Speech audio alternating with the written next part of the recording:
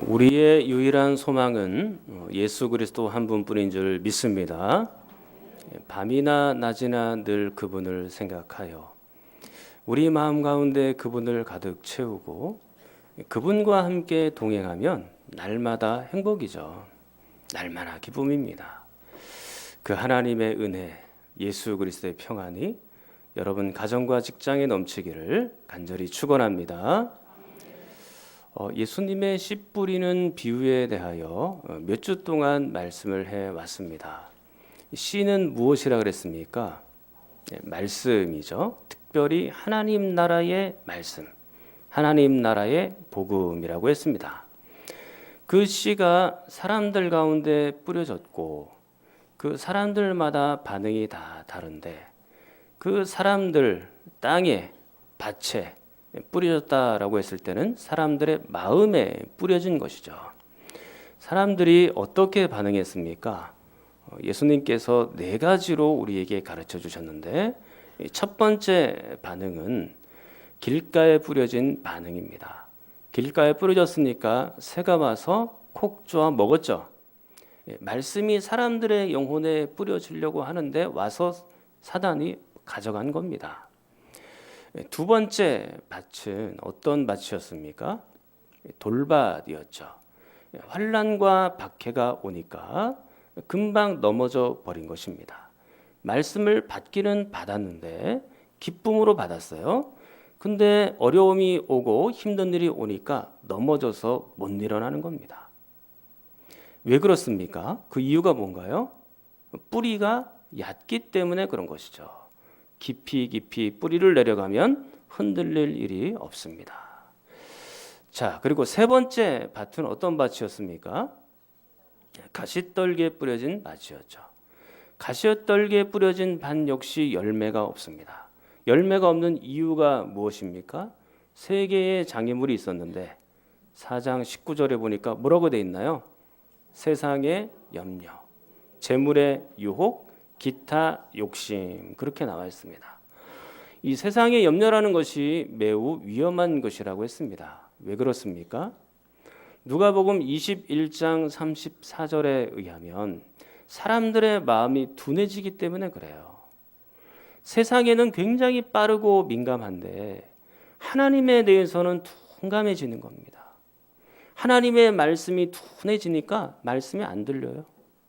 그러니까 열매를 못 맺는 거죠. 세상 염려가 너무 많아서. 그 다음에는 재물의 유혹입니다. 디모데전서 6장 10절에 보니까 돈은 일만하게 뿌리라고 했고 그 돈을 너무나 간절히 사모한 나머지 믿음에서 떠나는 사람들까지 있다 그랬습니다. 그러니까 우리의 주인의 자리에 돈이 들어와 앉은 거죠.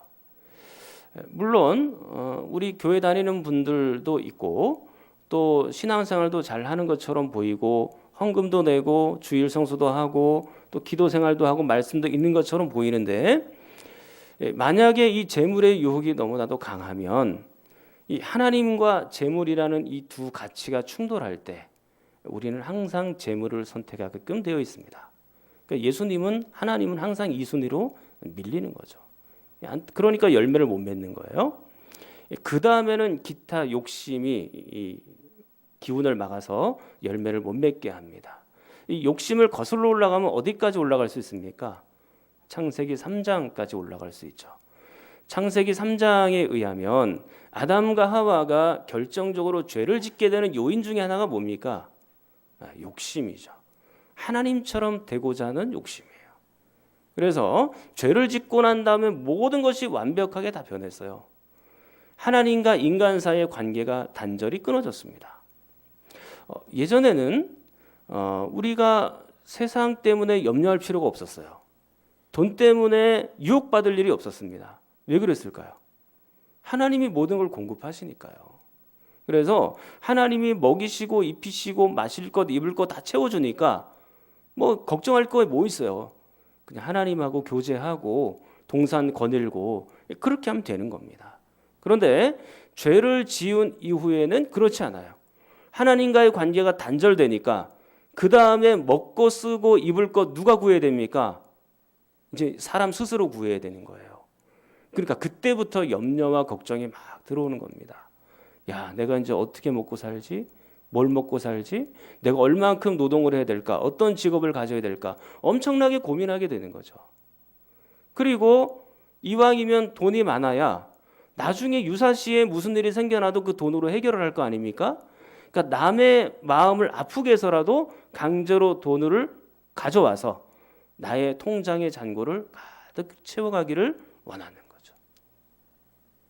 그렇게 인간에게 서서히 욕심들이 들어오는 겁니다. 여러분, 그 욕심을 아무리 채워도 채울 수 있습니까? 아무리 많이 가져도 감사하지 못하는 사람은 또 감사를 못하더라고요. 사랑하는 성도 여러분, 그렇기 때문에 로마서 12장 3절은 이렇게 말씀합니다. 내게 주신 은혜로 말미암아 너희 각 사람에게 말하노니 마땅히 생각할 그 이상의 생각을 품지 말고, 그렇게 되어 있습니다. 마땅히 생각할 그 이상의 생각을 품으면 안 된다. 그게 바로 욕심인 거예요. 그 욕심이 오면 사람이 시험이 들고 말씀의 열매가 있을 수가 없습니다. 그리고 이제 마지막 네 번째 땅은 어떤 땅이었습니까? 좋은 땅이었죠.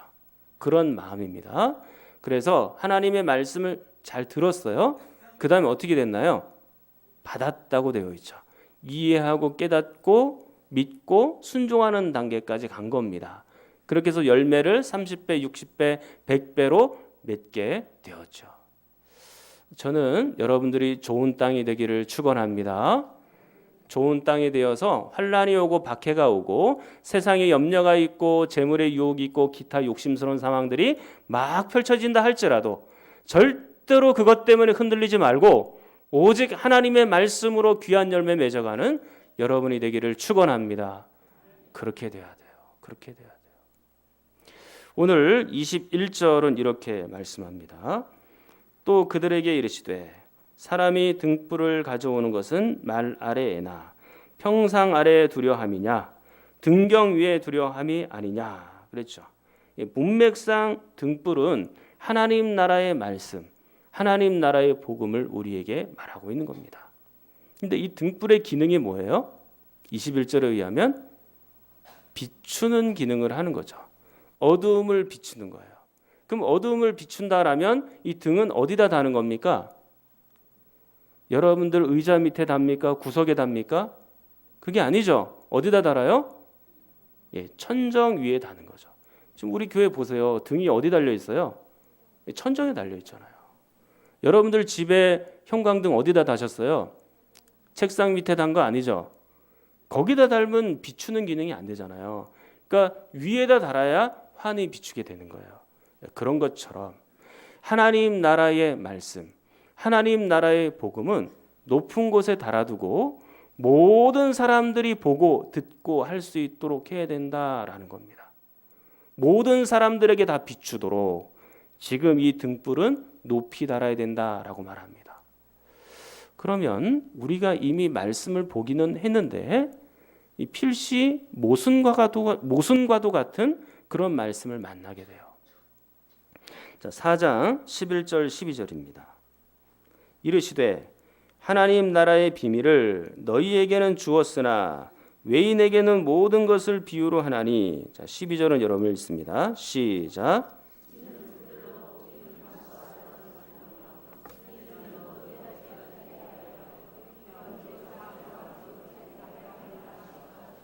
자, 어떻습니까? 11절, 12절에 의하면 하나님 나라의 말씀, 비밀, 복음을 꽁꽁 숨겨두고 있고 일부 사람에게만 보여주고 있는 것처럼 보이잖아요. 그런데 21절, 22절은 어때요? 하나님 나라의 복음을 어떻게 해요? 드러내야 되고 모든 사람들에게 비추어야 한다라고 우리에게 말씀해 놓고 있지 않습니까? 그러면 오늘 12절 말씀과 21절 말씀이 서로 배치되고 모순되는 것입니까? 이거 어떻게 해결해야 될까요? 그래서 지금부터 그거를 차분하게 함께 생각해 보기를 원하는 겁니다. 자, 다시 11절부터 12절을 한번 가보겠습니다. 11절 보면 하나님 나라의 비밀을 외인들, 예수님 밖에 있는 사람들이죠. 무리들에게는 비유로만 들려주었죠. 그 이유가 12절. 이는 그들로 보기는 보아도 알지 못하며 듣기는 들어도 깨닫지 못하게 하여 돌이켜 죄사함을 얻지 못하게 하려 함이라 하시고 그랬습니다. 이 말씀을 보면서 마치 예수님께서 구원을 막으시는 것처럼, 마치 예수님께서 천국에 들어갈 길을 막으시는 것처럼 그렇게 보이지 않습니까? 언뜻 보면 그렇게 보일 수 있으나 실은 여기에는요, 반어적인 표현이 들어있다라고 여러분들에게 말씀드릴 수 있습니다. 자, 12절을 다시 한번 보십시오. 12절에 보면 각주가 있죠. 이는 그들로 그랬는데 이는 하고 그들로 사이에 기역하고 작은 글자가 하나 나와 있죠. 각주인데 각주로 밑으로 따라 내려와서 보면 뭐라고 되어 있습니까? 4, 6, 땡땡, 9, 10 그렇게 적혀 있죠. 이건 뭐예요? 이사야 6장 9절로 10절에 있는 말씀을 인용한 것입니다. 라는 의미예요. 그러니까 예수님께서 구약 성경 이사야 선지자는요, 예수님보다 한 700년 전에 먼저 태어난 분인데요. 그 이사야 선지자가 하나님으로부터 말씀을 받았는데 그 말씀을 예수님이 지금 인용하고 있다라고 표현하고 있는 겁니다. 자, 그럼 지금 이사야서 6장으로 한번 가볼게요. 자, 이사야서 6장 구약 성경 974쪽 이사야서 6장입니다. 974 이사야서 6장 9절 10절. 나중에 마가복음으로 다시 돌아옵니다. 거기를 잘 접어두십시오. 자, 이사야서 6장 9절 10절 974쪽. 자, 이사야서 말씀을 다 찾으셔야 거기서 몇 군데 더 찾아봐야 되기 때문에 잘 보실 수 있을 겁니다. 자, 눈이 어두우시면 이 화면을 보셔도 돼요.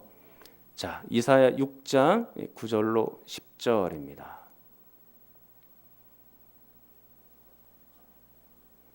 자, 거기에 보니까 이렇게 되어 있습니다. 여호와께서 이르시되 가서 이 백성에게 이르기를 너희가 듣기는 들어도 깨닫지 못할 것이요 보기는 보아도 알지 못하리라 하여 이 백성의 마음을 둔하게 하며 그들의 귀가 막히고 그들의 눈이 감기게 하라 염려하건대 그들이 눈으로 보고 귀로 듣고 마음으로 깨닫고 다시 돌아와 고침을 받을까 하노라 하시기로 그랬습니다. 자, 어떻습니까? 마가복음 4장 12절과 동일하죠? 예, 그러니까 예수님께서 이 구약 성경 이사야 6장 9절로 10절 말씀을 요약하여서 지금 마가복음 4장 12절에서 여러분들에게 하고 있는 겁니다.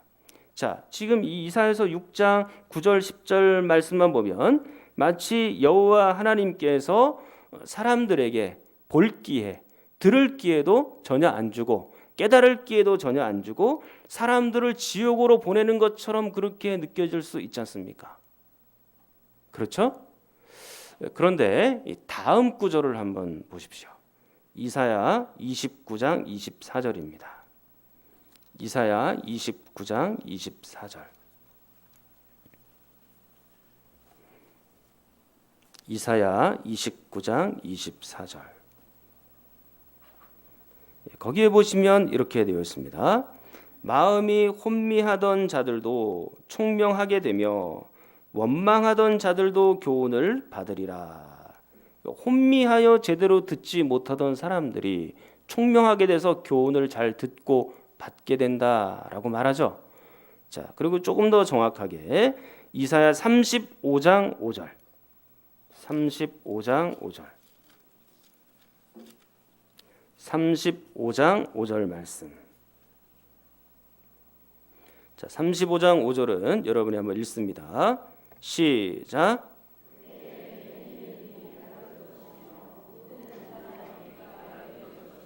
아멘. 자, 여기는 어떻습니까?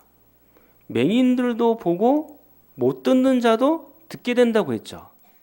그러면 이사야서 6장 9절 10절 말씀과 29장 또는 35장의 말씀이 서로 모순되는 겁니까? 결론적으로 말씀드리면 그렇지 않다라는 것입니다. 이사야서 6장 9절 10절은 반어적인 표현이 강한 것입니다. 이스라엘 백성들이 하도 하나님의 말씀을 전해도 말을 안 들으니까 강하게 징계하고 채찍하여 말하고 있는 것이죠. 충격요법으로 회개하고 돌아오라고 그렇게 말하는 겁니다. 진짜 하나님의 마음은 어디예요? 이사야 29장 24절 35장 5절 말씀이 진짜 하나님의 마음인 거죠. 너희들이 제대로 보고 제대로 듣고 정말로 하나님의 품 안으로 다시 돌아와서 회개하여 그렇게 살도록 하여라 라는 것이 하나님의 마음입니다. 여러분들이 자녀들을 키울 때 10대 사춘기 자녀들 보면 말을 도대체 안 듣잖아요. 커도 말 안 듣는 건 똑같은데 그래도 10대 때는 조금 더 심하죠. 그러면 여러분들이 야단치다가 한 번쯤 이렇게 얘기해 본 적이 있을 겁니다. 야, 너 그렇게 말 안 들을 것 같으면 우리 집에서 살지 마. 너 나가. 이런 말 하죠. 예, 알겠습니다. 안 하는 것처럼 하시지만 다 하시고 여기까지 오셨다라는 생각이 듭니다. 그런데 이 애가 진짜 나가면 어떻게 해요? 걔 쫓아내려고 지금 그렇게 말한 거예요? 걔 우리 집에서 안 기르려고 그렇게 말하는 겁니까? 반어적인 표현이죠? 그 아이가 제대로 정신 차리고 바른 길 가도록 하기 위하여 그렇게 말하는 거죠. 오늘 말씀 역시 마찬가지예요. 너희들이 못 듣고 못 깨닫는 거 정말로 너희들이 제대로 깨닫고 돌아오기를 바란다 라는 하나님의 심정이 사실은 여기에 담겨 있다라는 겁니다. 그리고 자세히 한번 이사야 6장 9절 10절 말씀을 보세요. 다시 보시면 이렇게 되어 있습니다. 6장 9절로 돌아옵니다. 6장 9절에 보니까 여호와께서 이르시되 가서 이 백성에게 이르기를 그랬어요. 그리고 10절에도 이 백성의 마음을 그랬습니다. 지금 하나님께서 뭐라고 통칭하고 있냐면 이스라엘을 백성이라고 말하고 있어요. 그럼 하나님의 자녀란 얘기잖아요. 그러면 하나님이 여호와 하나님이 이 이스라엘 백성들을 포기했다는 얘기예요? 아니죠. 아직 포기하지 않았다는 얘기입니다.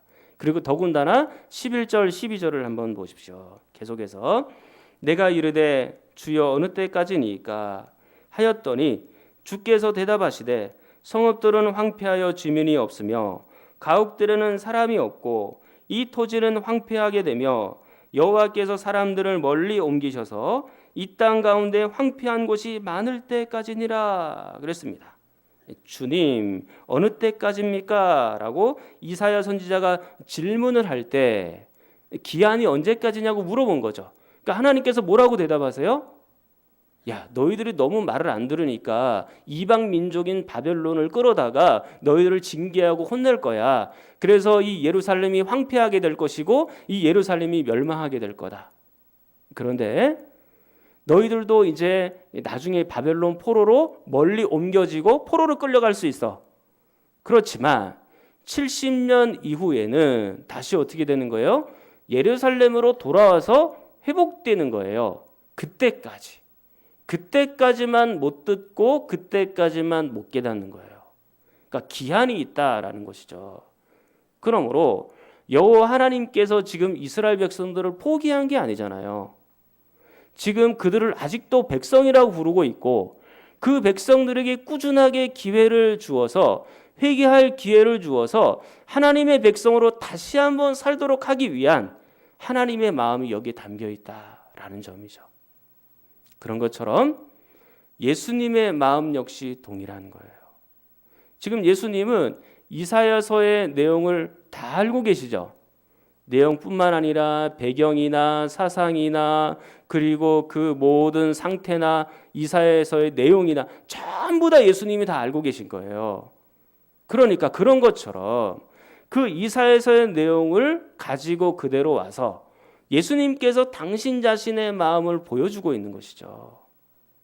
지금 너희들이 비록 밖에 있고, 외인이라 그랬잖아요.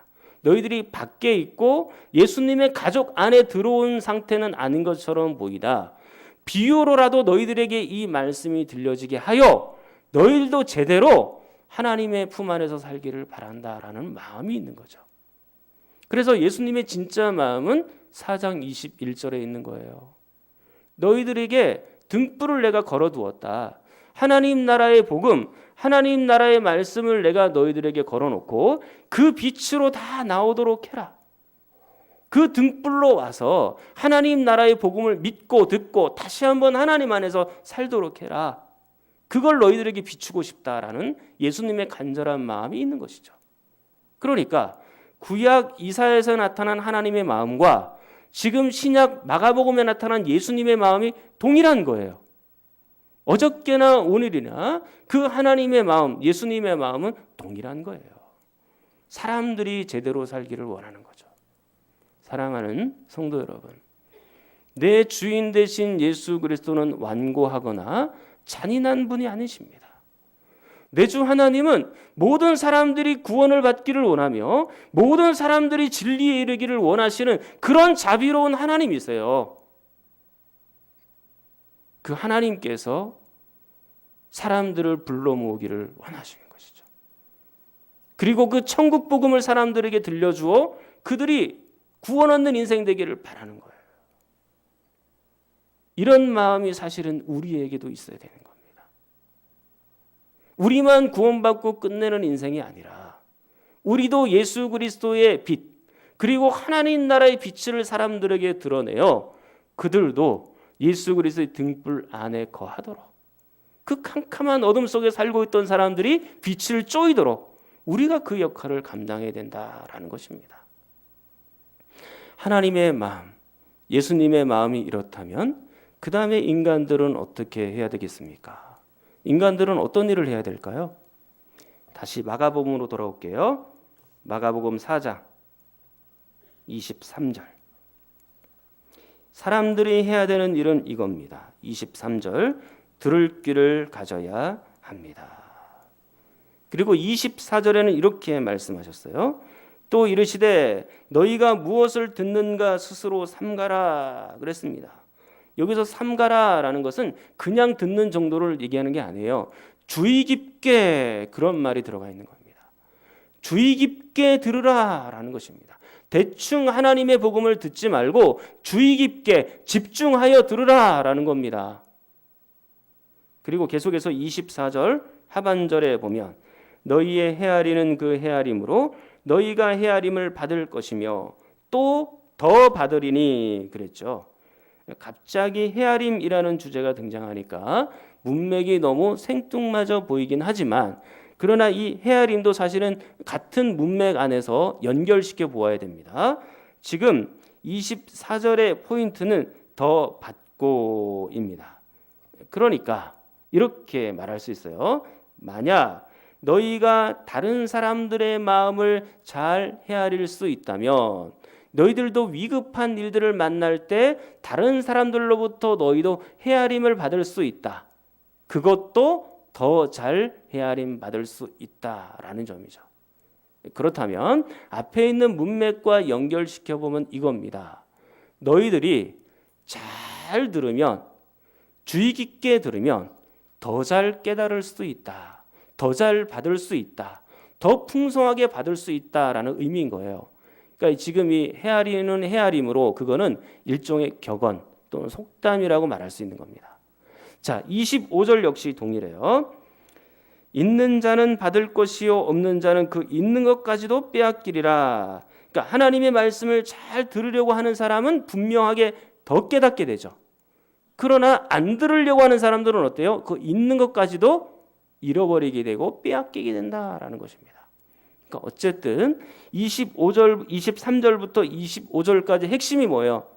잘 들으라는 얘기예요. 주의 깊게 들어야 된다는 그런 말씀을 우리에게 지금 하고 있는 것입니다. 그러면 이쯤에서 질문이 있습니다. 이 하나님 나라의 이 복음, 하나님 나라의 말씀을 깨닫기 위해서는 하나님께서 깨닫게 해주셔야 된다라고 목사님 말씀하시지 않았습니까?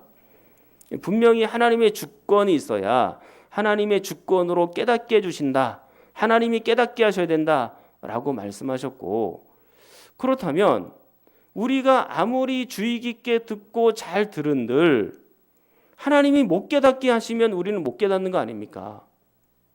여기까지는 맞아요. 그러면 인간에게는 책임이 없는 거 아닙니까? 인간에게도 책임이 있나요? 비근한 예를 들어서 아주 오지에서 산 사람은 평생 예수님의 얘기도 들어본 적이 없어요. 예수님의 예자도 못 들어봤습니다. 근데 그런 사람들은 복음을 한 번도 못 들어봤으니까 당연히 지옥으로 갈 거 아닙니까? 그러면 이렇게 항의할 수 있죠. 아니, 내 책임은 없는 거 아닙니까? 난 복음 한 번도 못 들어봤는데요. 하나님 책임 아니에요? 그렇게 정갈 수 있죠. 그런데 로마서 1장 20절 말씀에 보니까 이렇게 돼 있어요. 잘 들어보십시오. 창세로부터, 그러니까 아주 옛날 초창기부터예요. 그러니까 이건 하나님입니다.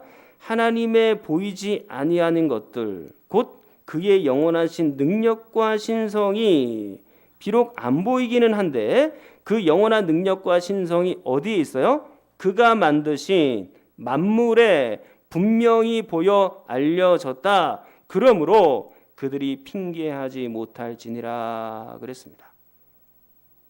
그러니까 인간이 져야 될 책임을 하나님께로 원인을 돌릴 수 있다라고 말했습니까?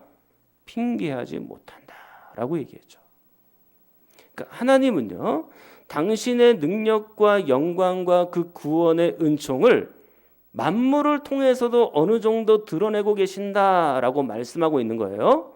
그런 것처럼 예수 그리스도께서 비유로라도 외인들과 밖에 있는 사람들에게 하나님 나라의 복음을 들려주었잖아요. 그러면 그들이 핑계하지 못한다라는 겁니다. 우리는 천국 못 갈 사람, 하나님께서 막으신 거 아닙니까? 그렇게 말하지 못한다는 거죠. 책임이 우리에게 있는 거예요. 하나님께서는 말씀으로 들려주셨으나 우리가 영혼의 눈이 어두워서 못 깨달은 것이고 우리의 귀가 막혀 있어서 못 깨달은 거예요. 우리가 문제지 하나님이 문제가 아닌 겁니다. 요한복음 1장 아까 교동문 읽으실 때 뭐라고 되어 있던가요?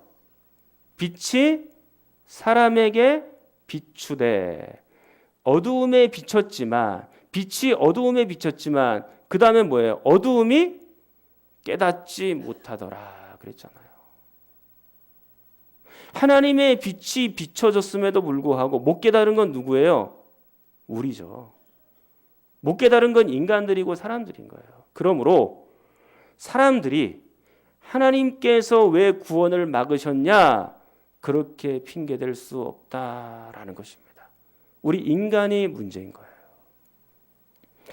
자, 이제 말씀을 한번 정리하도록 하겠습니다. 예수님께서 모든 무리들에게 하나님 나라의 비유의 말씀을 들려주셨습니다. 그런데 4장 12절 말씀에 의하면 마치 예수님이 못 깨닫게 하셔서 사람들을 지옥으로 인도하시는 것처럼 그렇게 보이나 진짜 예수님의 마음은 뭐예요? 4장 21절의 마음이죠. 등불을 사람들에게 비추어서 모든 사람들이 그 등불 아래서 하나님 나라 복음의 말씀을 듣고 그 안에서 살기를 바라는 거죠. 그럴 때 인간들은 뭘 해야 됩니까? 잘 들어야 되는 거예요. 말씀을 받아들여야 되는 것입니다. 인간이 잘 못 깨달아 놓고 하나님께 그 책임을 미룰 수가 없는 겁니다. 사랑하는 여러분, 여러분들은 등불이고 빛입니다. 예수님께서 직접 그렇게 말씀하셨죠. 왜 우리가 등불이고 왜 빛입니까? 하나님 나라가 이미 우리에게 이루어졌기 때문에 그래요. 하나님의 나라가 이미 우리에게 당도했기 때문에 그런 것입니다.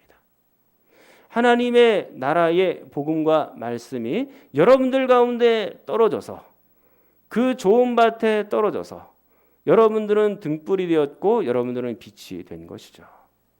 이제는 그 빛을 여러분들이 사람들에게 드러내며 살 수 있기를 간절히 축원합니다.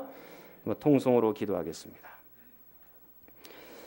하나님 아버지, 우리가 하나님의 마음을 잘 모르고 지냈습니다. 외면하고 지냈습니다. 우리가 이 복음의 빛, 생명의 빛을 사람들에게 비추게 하시고 수많은 영혼들이 이 빛에 와서 머물게 하여 주시옵소서. 우리 성경 잔원인가 몸이 아픈 분들을 위해서도 함께 기도합니다.